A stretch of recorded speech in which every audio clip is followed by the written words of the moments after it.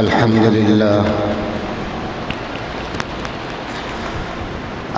لله نحمده ونستعينه ونستغفره ونؤمن به ونتوكل عليه ونعوذ بالله من شرور أنفسنا ومن سيئات أعمالنا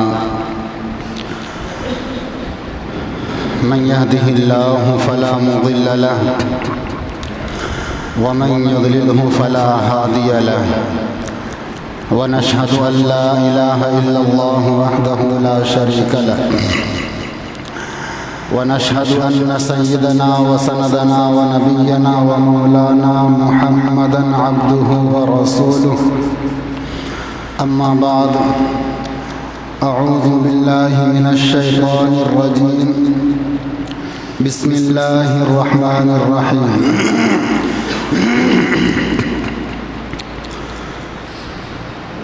وقل اعملوا فسيرى الله عملكم ورسوله والمؤمنون وستردون إلى عالم الغيب والشهادة فينبئكم بما كنتم تعملون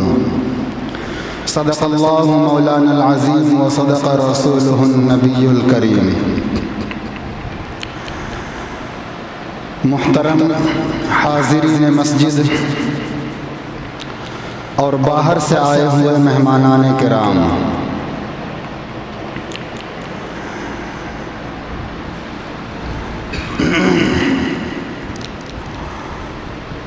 قرآن کریم کی ایک آیت میں نے آپ کے سامنے تلاوت کی ہے۔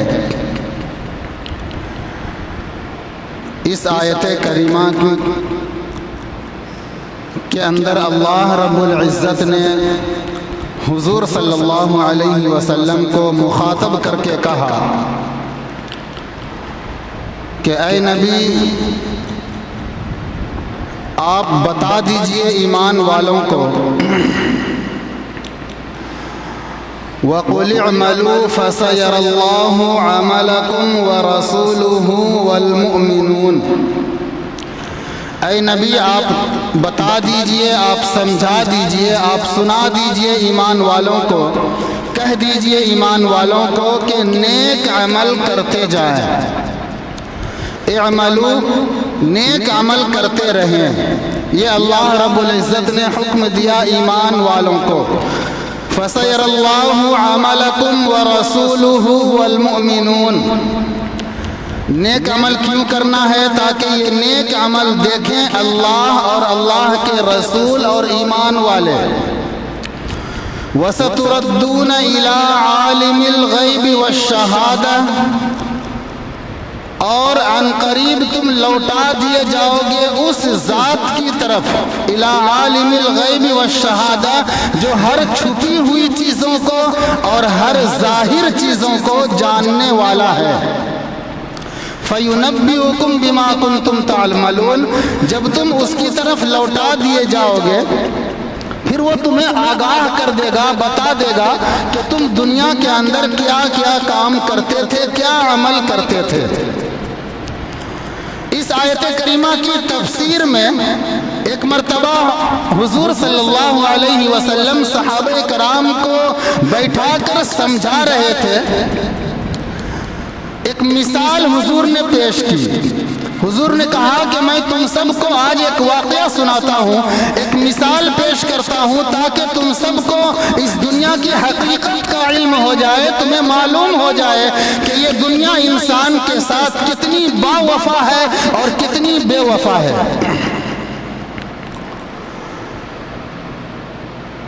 وہ واقعہ جو حضور نے بیان کیا وہ بہت مشہور واقعہ ہے۔ بہت ممکن ہے کہ آپ میں سے اکثر لوگوں نے سنا ہوگا اور کچھ لوگوں نے نہیں بھی سنا ہوگا، لیکن چونکہ ابھی موقع ایسا ہے کہ اس واقعہ کو سنا دیا جائے۔ حضور صلی اللہ علیہ وسلم نے تمام صحابہ کرام کو متوجہ کر کے فرمایا کہ سنو، حضور کی عادت ہوتی تھی کہ جب کوئی اہم بات بیان کرتے تو صحابہ کرام کو اپنی طرف متوجہ کرتے تھے۔ صحابہ کرام حضور کی طرف متوجہ ہو کر بیٹھ گئے۔ حضور صلی اللہ علیہ وسلم نے فرمایا کہ ایک شخص کے 3 بھائی تھے۔ حضور صلی اللہ علیہ وسلم نے فرمایا کہ ایک شخص کے 3 بھائی تھے، ایک بڑا، ایک مجھلا اور ایک چھوٹا۔ تو اس شخص کا جب آخری وقت شروع ہوا، نزا کا عالم شروع ہوا، اب موت قریب ہے، اس دنیا سے رخصت ہونے کو ہے، انہوں نے سوچا کہ میں اپنے تینوں بھائیوں کو بلا کر کچھ جانچ کر لوں، کچھ ان سے تحقیق کر لوں، کچھ معلوم کروں۔ حضور صلی اللہ علیہ وسلم فرماتے ہیں کہ اس شخص نے اپنے سب سے بڑے والے بھائی کو بلایا اور کہا کہ دیکھو بھائی، اب میرا اس دنیا سے جانے کا وقت قریب آ چکا ہے، میرا آخری وقت چل رہا ہے، میں تم سے کچھ امید لگانا چاہتا ہوں، کچھ خلاصہ کرنا چاہتا ہوں، آپ کی کیا رائے ہے اس سلسلے میں، آپ ذرا مجھے بتائیں۔ جس کا انتقال ہونے والا تھا اس شخص نے اپنے بڑے بھائی سے کہا کہ آپ کی ترقی کی خاطر، کہ آپ آگے بڑھتے جائیں، آپ ترقی کرتے جائیں، میں نے دن رات خوب محنت کیا، ہر حال میں نے آپ کا ساتھ دیا، اپنی زندگی کے اندر کبھی بھی میں نے آپ کا ساتھ نہیں چھوڑا، ہمیشہ میری یہ خواہش ہوتی تھی کہ میرا بڑا بھائی ہمیشہ ترقی کرتا جائے، کبھی بھی اس کے اندر کوئی کمی نہ آئے، کوئی نقص نہ آئے، کوئی نقصان نہ ہو، کسی نقصان کا اسے سامنا نہ کرنا پڑے، ہر حال میں بس میں یہ چاہتا تھا کہ آپ ہمیشہ خوش رہیں اور ہمیشہ ترقی کرتے چلے جائیں، میرے ساتھ جیسا بھی معاملہ ہو مجھے اپنی پرواہ نہیں ہے، مجھے اپنی جان کی کوئی فکر نہیں ہے، میں یہ چاہتا ہوں کہ بس آپ آگے بڑھتے چلے جائیں، اور اپنی پوری زندگی کے اندر میں نے یہی کوشش کی، اپنی نیند کو قربان کر کے، اپنی بیوی بچوں کی محبت کو قربان کر کے، اپنے ماں باپ کی محبت کو قربان کر کے، میری یہی خواہش ہمیشہ رہی کہ کسی طرح سے میرا بڑا بھائی ترقی کرتا چلا جائے اور آگے بڑھتا چلا جائے، اور آج ہوا ہی بھی کہ آج آپ بہت زیادہ ترقی کر چکے ہیں اور بہت زیادہ آگے بڑھ چکے ہیں، لیکن بھائی سوال اس بات کا ہے کہ پوری زندگی تو میں نے آپ کی خدمت میں لگا دیا، پوری زندگی تو میں نے اپنی آپ کے ساتھ اچھا سلوک کرنے میں گزار دیا، میں نے اپنے لیے کچھ تیاری نہیں کی ہے، اب میرا آخری وقت آ چکا ہے، میں چاہتا ہوں کہ جب میرا انتقال ہو جائے آپ میری مدد کریں، تعاون کی درخواست ہے، میں نے پوری زندگی آپ کی خدمت میں لگا دیا، لیکن بس اب میں یہ چاہتا ہوں کہ جب میرا اس دنیا سے رخصت ہونے کا وقت ہو، جب میرے جسم سے میری جان نکال لی جائے تو آپ میری مدد کریں اور ہر حال میں آپ میری مدد کریں۔ بڑے بھائی نے انکار کر دیا، بڑے بھائی نے کہا کہ تو غلط فہمی میں جی رہا تھا، بڑے بھائی نے کہا کہ تو غلط فہمی میں جی رہا تھا، میں نے تجھے اپنی خدمت کے لیے نہیں کہا تھا، تجھے اپنی تیاری کرنی چاہیے تھی، جب تک تیرے جسم کے اندر جان ہے تب تک میں تیرا ساتھ دینے والا ہوں، تیرے جسم سے روح نکلے گی ہمارا اور آپ کا رشتہ ختم، آپ نے ہمارے ساتھ کیا اچھا کیا کیا برا کیا اس سے مجھے کوئی پرواہ نہیں ہے، آپ سمجھیں اور آپ کا کام سمجھیں، آپ کے جسم سے روح نکلے گی میں کسی اور کے ساتھ ہو جاؤں گا، مجھے آپ کی کوئی پرواہ نہیں ہے۔ بڑے بھائی کے جواب کو سن کر وہ بیچارہ پریشان ہوا، بہت افسردہ ہوا، رنجیدہ ہوا کہ اپنی پوری زندگی کی محنت جس کی ترقی کی خاطر میں نے لگا دیا، اپنی پوری زندگی کو میں نے قربان کر دیا کہ میرا بڑا بھائی بس ترقی کرتا چلا جائے، میں نے اپنی میٹھی نیند کو نیند نہ سمجھا، سردی کے موسم میں بھی یہ سوچتا تھا، ٹھنڈی کے عالم میں جب میرا جسم ٹھٹرتا تھا اس وقت بھی میرا یہی خیال ہوتا تھا کہ میرا بڑا بھائی بس ترقی کرتا جائے، لیکن بڑے بھائی آپ نے تو میرا دل توڑ دیا، آخری وقت میں مجھے دھوکہ دے دیا، اب یہ ایسی گھڑی آ گئی کہ میں اپنی زندگی کے اوقات کو واپس نہیں لا سکتا ہوں، میں اپنے بچپنے میں نہیں جا سکتا ہوں، اپنی جوانی میں نہیں جا سکتا ہوں، میرا سب کچھ لٹ گیا، آپ نے تو مجھے خالی ہاتھ چھوڑ دیا۔ اس نے کہا کہ چلو کوئی بات نہیں، بڑے بھائی نے ابھی دھوکہ دیا ہے، دوسرے کو بلاتے ہیں، اس کو اپنی پریشانی بتاتے ہیں، اپنے دل کی کیفیت اس کو بتاتے ہیں، دیکھتے ہیں ہو سکتا ہے کہ وہ ہمارا ساتھ دینے کو تیار ہو جائے۔ حضور صلی اللہ علیہ وسلم نے فرمایا کہ اس شخص نے جس کی موت ہونے والی تھی اپنے دوسرے بھائی کو بلایا، اپنے دوسرے بھائی کو بلایا اور کہا کہ بھائی میں نے بڑے بھائی کے لیے بہت کچھ کیا، اپنی پوری زندگی اس کے لیے میں نے نچھاور کر دی تھی، اپنی زندگی اس کے لیے میں نے قربان کر دی تھی، لیکن اس نے دھوکہ دے دیا۔ اب میں تجھے بلایا ہوں، تیری ذات سے مجھے بہت امید ہے، میں نے تیرے ساتھ بھی کچھ کم معاملہ نہیں کیا ہے، تیری خاطر میں نے کیا کچھ نہیں کیا، اس دنیا کے اندر میں نے بڑی پریشانیاں اٹھائی ہیں، اس دنیا کے اندر بڑی بڑی قربانیاں میں نے تیرے خاطر دی ہیں، میں نے ہمیشہ تجھے خوش رکھنے کے لیے اپنے مجلے بھائی سے کہہ رہا ہے کہ میں نے ہمیشہ تجھے خوش رکھنے کے لیے دنیا والوں سے لڑا ہوں، اپنی خواہش کو قربان کر کے میں نے تیری خواہش کو پوری کی ہے، اپنی زندگی کو قربان کر کے میں نے تجھے سجایا ہے، سنوارا ہے، تجھے نکھارا ہے، تجھے کچھ قابل میں نے بنایا ہے۔ میں راتوں کو بے چین ہو جاتا تھا جب تو بیمار ہوتا تھا، میں خود اپنی بیماری بھول جاتا تھا جب تو بیمار ہوتا تھا، سب کچھ یاد دلایا، اپنی زندگی کے اندر جتنا کچھ بھی اس نے اپنے مجلے بھائی کے ساتھ کیا تھا، اپنے بیچ والے درمیانے بھائی کے ساتھ کیا تھا، سب کچھ اسے یاد کرایا۔ اس بھائی نے بھی جواب دیا کہ بھائی آپ کا احسان ہے مجھ پر، آپ کا شکریہ کہ آپ نے میرے ساتھ اچھا معاملہ کیا، میرے ساتھ احسان کا معاملہ کیا، میرے ساتھ بھلائی کا معاملہ کیا، لیکن افسوس کہ اس وقت میں پریشانی کے عالم میں جبکہ آپ کے جسم سے آپ کی روح نکلنے والی ہے، میں آپ کی مدد میں نہیں کر سکتا ہوں، بہت زیادہ ہوگا تو میں قبرستان تک آپ کے ساتھ چلوں گا، کفن دفن کا انتظام کر دوں گا، اس کے علاوہ میں کچھ نہیں کر سکتا ہوں، اس کے علاوہ کوئی اور اگر مدد آپ مانگیں گے وہ میں نہیں دے سکتا ہوں۔ یہ بیچارہ اور زیادہ رنجیدہ ہوا۔ حضور صلی اللہ علیہ وسلم فرماتے ہیں کہ اس کے غم کا حال بیان نہیں کیا جا سکتا کہ وہ شخص کتنا زیادہ تکلیف کے اندر تھا کہ آخری وقت ہے، اب اپنی زندگی کے اندر وہ خود اپنے لیے کچھ کر نہیں سکتا ہے، وہ بالکل نڈھال ہو چکا ہے، اس کے جسم کے اندر طاقت بھی نہیں ہے، جسم کے اعضاء کام کرنا بند کر دیے ہیں، وہ بیچارہ پریشان حال ہوتا ہے۔ دو بھائیوں سے مایوس ہو کر وہ آخر میں تیسرے بھائی کو بلاتا ہے، وہ اپنے تیسرے بھائی کو بلاتا ہے، اور تیسرے بھائی کو یہ بہت کم مانتا تھا، اسے بلاتا ہے اور سب سے پہلے اس سے معافی مانگتا ہے کہ چھوٹے بھائی میں نے تیرے ساتھ ہمیشہ برا سلوک کیا، میں تجھے کبھی اپنا سمجھا ہی نہیں، میں ہمیشہ تیرے ساتھ نفرت والا معاملہ کرتا تھا، میں تیرے ساتھ سوتیلا بھائیوں والا برتاؤ کرتا تھا، میں تجھے کبھی اپنے دل کے اندر بسا نہ سکا، میں تجھے کبھی اپنے دل کے اندر جگہ دے نہ سکا، میں تیری عزت کر نہ سکا، لیکن کیا کروں، پریشان حال ہوں، ابھی کچھ ہی وقت میں میری جان بس نکلنے والی ہے، آخری وقت آ چکا ہے، موت کے فرشتے بھی نظر آنے لگے ہیں، اب دنیا سب کچھ اندھیرا نظر آ رہا ہے۔ دو بھائی جو بڑے تھے اور بیچ والے تھے، میں نے ان کے ساتھ اپنی زندگی کے اندر بہت اچھا معاملہ کیا تھا، لیکن آخر وقت میں ان دونوں نے دھوکہ دے دیا ہے، اب بالکل آخر وقت آ چکا ہے، بس تجھ سے امید رہ گئی ہے، بس تجھ سے مجھے امید رہ گئی ہے، اب دیکھو بھائی تو دھوکہ مت دے دینا مجھے۔ چھوٹے بھائی کو پیار آ جاتا ہے، وہ کہتا ہے کہ بھائی جان آپ پریشان نہ ہوں، آپ پریشان نہ ہوں، آپ نے میرے ساتھ جو کچھ بھی کیا ہے میں ان سب کو فراموش کرتا ہوں، میں بھلا دیتا ہوں، آپ نے میرے ساتھ اچھا معاملہ کبھی نہیں کیا، میں سب کچھ بھول جاتا ہوں، لیکن ہمیشہ میں تیرے ساتھ رہوں گا، جب بھی آپ کو میں پریشانی میں دیکھوں گا میں تیری حفاظت کروں گا، میں تیری حفاظت کرنے کے لیے تیار ہوں۔ یہ پورا واقعہ سنا کر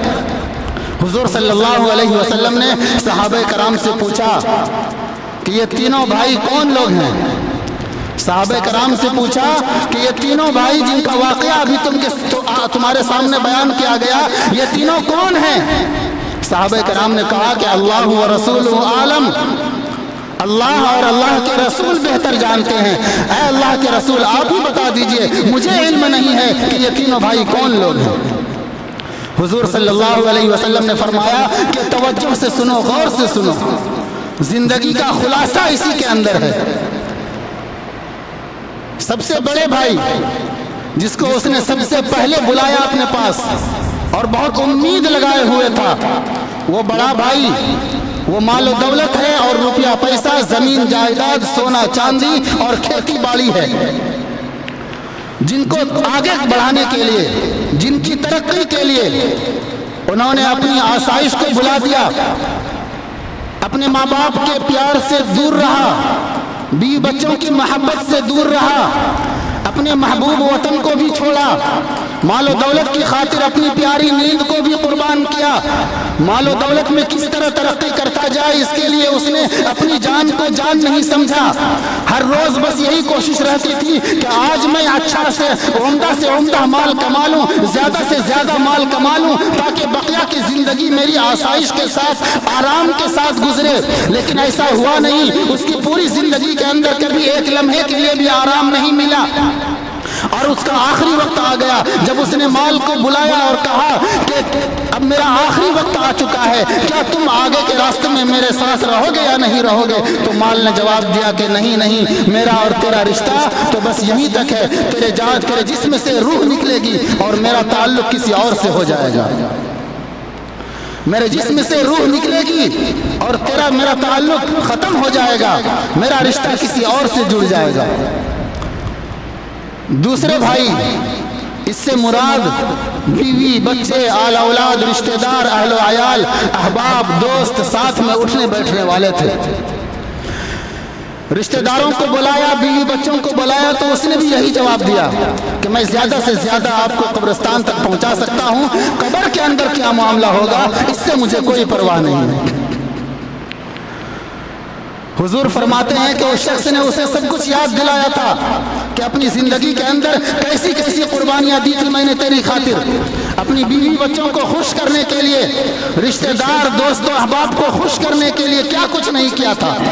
کبھی جھوٹ بھی بولنا پڑا تو جھوٹ بھی بولا تھا، اپنے بیوی بچوں کو خوش کرنے کے لیے حرام کمائی کی ضرورت پڑی تھی تو حرام کمائی بھی کیا تھا، لوگوں کو دھوکہ دینے کی ضرورت پڑی تو لوگوں کو دھوکہ بھی دیا تھا، ناپ تول میں کمی کرنے کی ضرورت پڑی تو ناپ تول میں بھی کمی کیا تھا،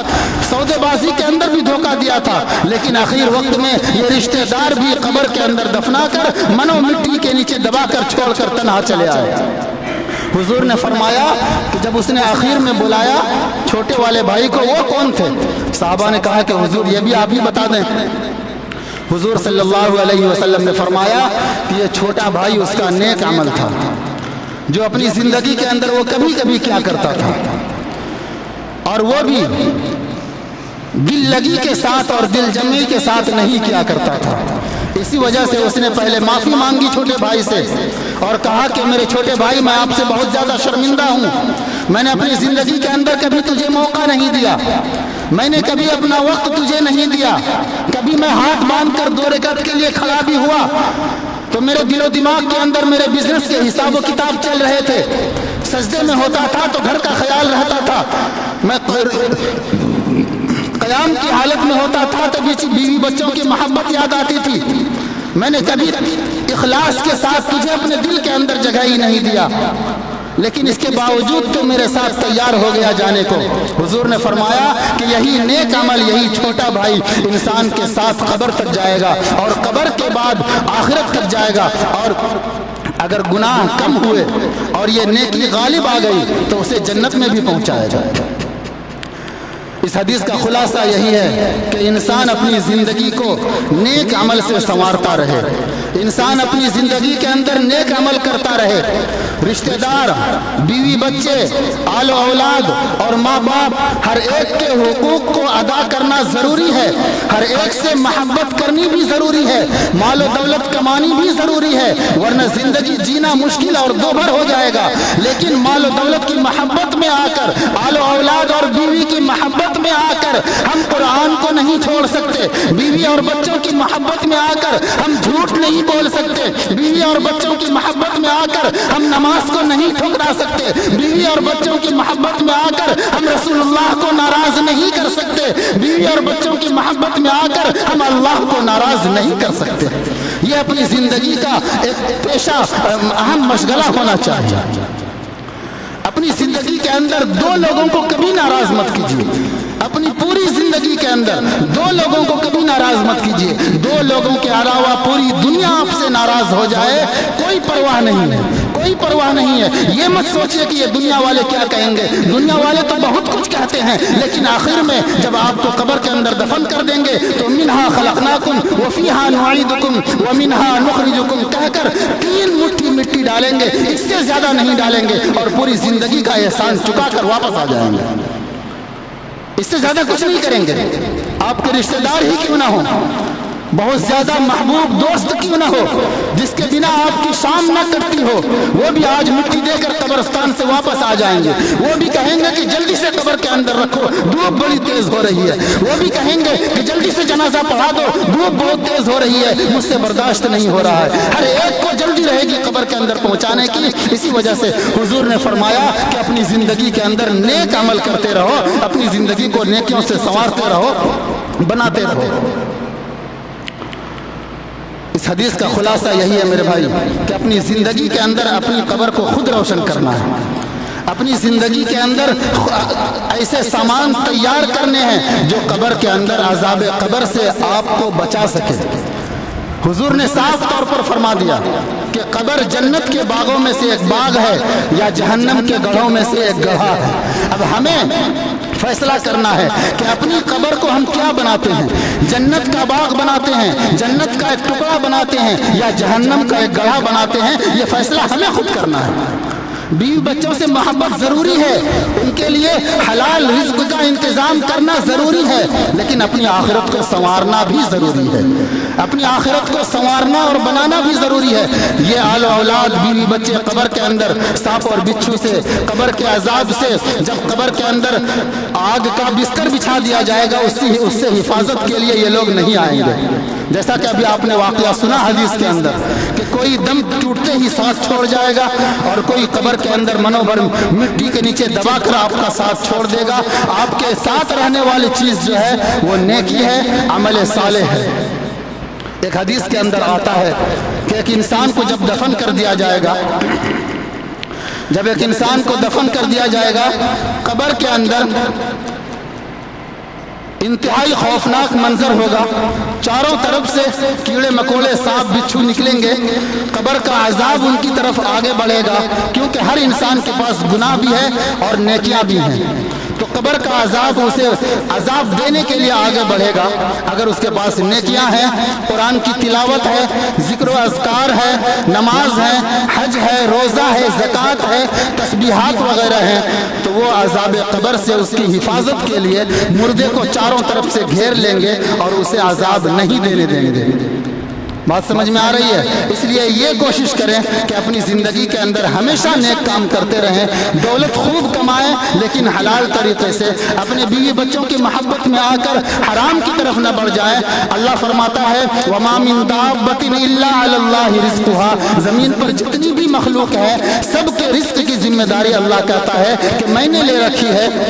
بس تم میری عبادت کے لیے تیار ہو جاؤ، میں تمہیں رزق دوں گا. لیکن افسوس کہ آج مسلمانوں کی حالت ایسی ہو گئی ہے کہ بیوی بچوں کی محبت میں آ کر حرام کام کر بیٹھتا ہے. ایک حدیث کا مفہوم ہے، صاف طور پر لکھا ہے کتابوں کے اندر. پوچھ لیں عالم علماء سے، مفتیان کرام سے،